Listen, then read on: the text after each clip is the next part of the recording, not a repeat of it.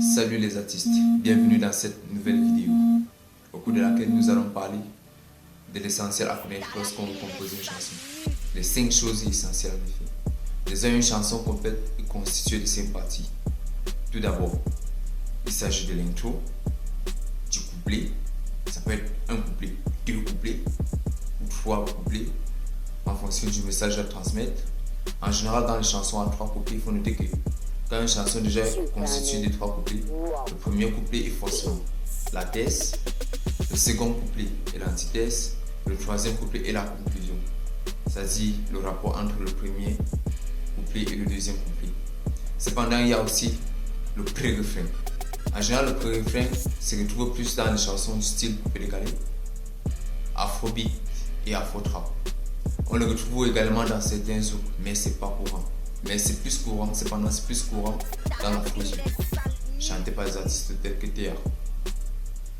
Il y a maintenant une partie aussi très essentielle, le chorus.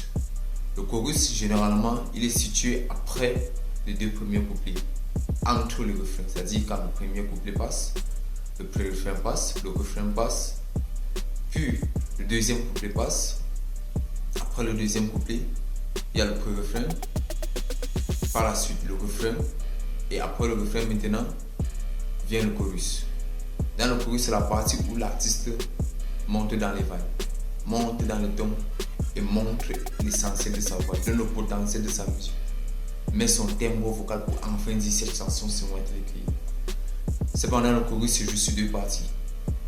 Dans les premières mesures, tout d'abord, elle est composée, tout d'abord le chorus est composé de 4 mesures, exactement comme le refrain. Puis il est aussi répété 2 fois.